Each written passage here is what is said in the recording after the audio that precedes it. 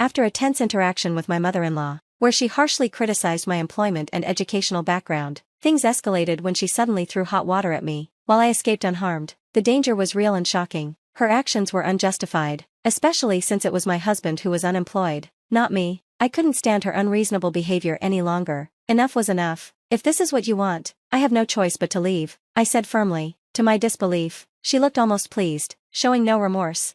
Realizing I could no longer tolerate the toxic atmosphere, I decided to return to my parents' home. Little did she know that I had been the primary financial supporter of our household, making around $41,000 a month through stock trading after leaving my job. Even as I left, I felt confident that I could support myself independently.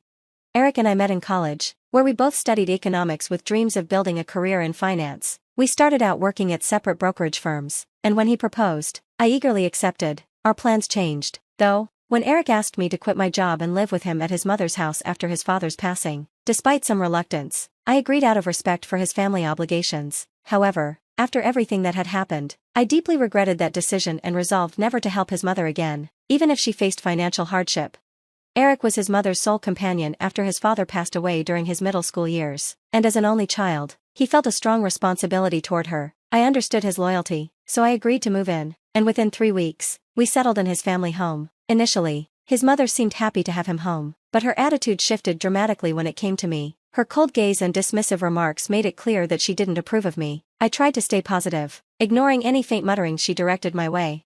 Soon, living with her proved even harder than I had anticipated. One morning, she woke me up at 5 a.m., ordering me to make breakfast. Her reason? "Don't just lie around because you're not working," she said curtly. Although the hour seemed absurd, I got up and prepared the meal, trying my best to ignore her constant critiques. By the time breakfast was ready, she still found reasons to complain. It was either the timing or the flavor, with her claiming my cooking was somehow an attempt to sabotage her health.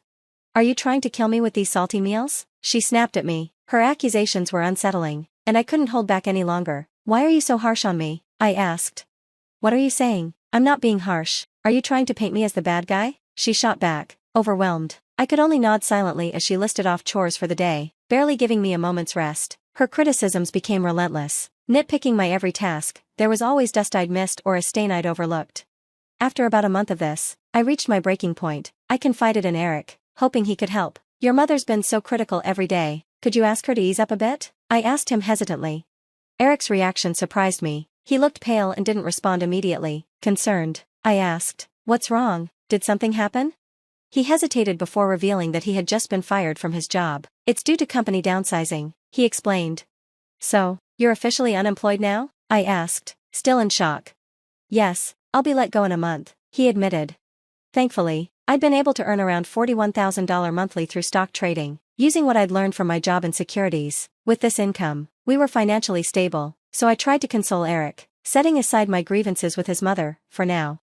But as Eric's search for a new job lagged, he started spending more time at home, often making excuses. Meanwhile, I continued to endure my mother-in-law's harsh treatment, driven by my determination to support Eric through this difficult period. "Shouldn't you start looking for a job more seriously?" I suggested, hoping to motivate Eric to take his job search more earnestly. "I'm looking, but it's hard to find a company that's a good fit," he replied, his tone lacking any sense of urgency or commitment to finding new work soon. Reluctantly, I continued supporting us financially, but my mother-in-law's sharp criticisms only grew harsher over time. Each day, I felt more drained and exhausted. At first, I convinced myself it was temporary and that I needed to be patient while Eric was out of work, but as the weeks passed, that justification faded, leaving me feeling worn down and unappreciated. One morning, Eric left early, perhaps to finally pursue job leads more seriously. After he was gone, I went about my usual chores. "Make sure it's spotless, do it properly," my mother-in-law barked from the living room, lounging with her coffee as she tossed sarcastic comments my way. Frustrated, I chose to ignore her, hoping she'd stop, but suddenly, she flew into a rage. "How dare you ignore me? You're nothing but a mere daughter-in-law without a real job," she shouted. I tried to focus on my cleaning, her hurtful words blurring in the background, but she wouldn't let up, storming over and yelling, "Still ignoring me? People like you, unemployed and uneducated, don't belong here." In her anger, she suddenly splashed her hot coffee water at me. "It's hot, please stop," I cried reflexively, stunned by her aggression. Fortunately, the water wasn't scalding, so I avoided serious burns, but I was shaken. She smirked, her expression cold. "This is exactly what I mean. If you're not working, then leave." Drained and hurt, I realized I'd had enough. Fine, I'll leave. Good, she replied sharply. That makes it easier for everyone. Leave now. I quickly packed my belongings, unwilling to endure another moment of her hostility, and left the house that very day. When I arrived at my parents' home, they were surprised by my sudden appearance but welcomed me with open arms, offering the warmth and relief I desperately needed. I waited for a call from Eric, but days passed with no messages or attempts to reach out. Feeling isolated, I decided not to contact him until he made the effort. A month went by at my parents' house, and still, nothing from Eric. With each silent day, my affection for him dwindled, and I began considering divorce. Then, early one morning, the doorbell rang unexpectedly. Glancing at the monitor, I was stunned to see both Eric and my mother-in-law outside. What now? I muttered, baffled by their sudden appearance after all this time. Yes, how can I help you? I asked through the intercom. I've forgiven you, now come back home, my mother-in-law barked, her tone as cold as ever.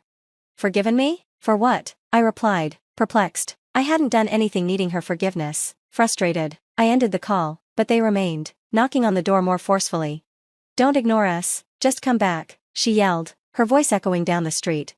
Not wanting to create a scene, I reluctantly opened the door and let them in. After they settled on the sofa, I asked the purpose of their sudden visit. It was baffling, considering she was the one who'd insisted I leave. Now, here she was, asking me to return. You were the one who told me to leave. I don't see why I should come back now, I stated firmly. My mother-in-law huffed, accusing me of being childish. She claimed she'd forgiven me and expected me to return. She even suggested she was doing me a favor by letting someone unemployed and uneducated stay in her home. But I'm not the unemployed one, that's Eric, and if I go back, you'll just exploit me as before. What about your son? Does his employment status not matter? I retorted, hoping to clarify the truth. Eric looked startled, and my mother-in-law was visibly confused. It became clear that he hadn't told her about his job loss. Pressed further, Eric finally admitted he'd been laid off. Apologies and justifications followed, with Eric confessing he'd been relying on my income to keep things stable. My mother-in-law, furious, scolded him for hiding his unemployment. Why keep this a secret? What are we supposed to do now? She demanded. Eric tried to reassure her that my income would suffice temporarily, but she only grew more agitated, calling him useless for not actively seeking a job. Fed up with his excuses and this entire ordeal, I couldn't believe they expected me to just return and pretend as if nothing had happened. When she insisted I come back, I refused, pointing out all the mistreatment I'd endured. Their visit quickly escalated into a heated argument. When I brought up the time she poured hot water on me, Eric turned to her, horrified. Why would you do that? He asked, stunned. She admitted to acting out because she felt ignored, triggering an argument between her and Eric. Their shouting became so intense that I had to intervene, reminding them that this wasn't their home to create a scene. At this, they seemed to change tactics, shifting from demands to pleas, promising they'd never mistreat me again. I could see through their empty assurances. Eric's promise to find a job sounded hollow, and my mother-in-law's vow to change seemed just as insincere. I voiced my doubts, explaining that I could no longer trust them not to take advantage of me. Their silence only confirmed my suspicions. Leaving them in the living room, I went to my room to gather my thoughts. 10 minutes later, I returned to find them sitting in silence, heads bowed, apparently reflecting on the situation. Exasperated, I broke the silence. How long are you going to sit here? It doesn't change anything for me, I said. Instead of further words, I took a decisive action. I handed Eric a document I'd prepared in advance, a signed divorce form. Eric looked down at the document, his face filled with shock and disbelief. I looked directly at Eric and said bluntly, "It's a divorce form. I'm done with someone who refuses to find a job and didn't even bother to reach out after I left." "Wait, don't do this, it's too sudden," Eric pleaded, but his stubborn refusal to acknowledge his own faults only fueled my resolve. I stood firm, determined to move forward and leave behind the chaos that had consumed my life. My decision was final, and there was nothing he could say to change it. Eric, still reeling, tried to question if divorce was too drastic. "No," I replied, resolute, "this situation is your responsibility." I cast the same sharp look at his mother, making it clear that her actions had played no small part in my choice. Reluctantly, Eric signed the papers, warning me not to regret it. Yet, I felt only relief, certain that any regret would be his to bear, not mine. "I'll submit the papers. I don't want anything from you, just go home," I stated, finalizing our separation with a deep sense of release. Breaking free felt harsh, but I knew it was the only way to escape the relentless mistreatment from my mother-in-law and the weight of Eric's unchanging situation. 3 weeks later, as I settled into the calm of my parents' home, I received an unexpected call from my former mother-in-law. She informed me that her house's electricity and gas had been cut off and hinted that I might somehow be responsible. I calmly explained that I'd stopped covering their expenses once we divorced. Desperate, she asked me to cover just one more month. The request was absurd, we were no longer family, and I was no longer obligated to support her household. I declined, suggesting she turn to Eric, who had promised to find work. When she continued to beg, I held firm, ending the call and blocking her number to finally cut all ties. At last, I had severed the toxic connections that had bound me. Gradually, life became peaceful and simple, far removed from the tense and exhausting days I'd left behind. At my parents' home, I rediscovered a sense of ease and tranquility, grateful to have distanced myself from such a toxic past.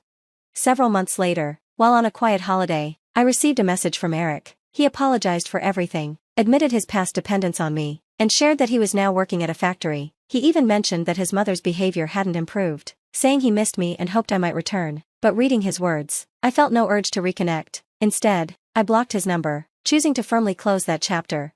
8 months after the divorce, I was introduced by a friend to someone new, a kind, dependable man who treated me with genuine respect. Despite our age difference, we shared a strong connection. We weren't rushing toward anything serious, but the moments we spent together were filled with warmth and laughter. He brought stability and joy back into my life, allowing me to focus on the present and enjoy a sense of true peace.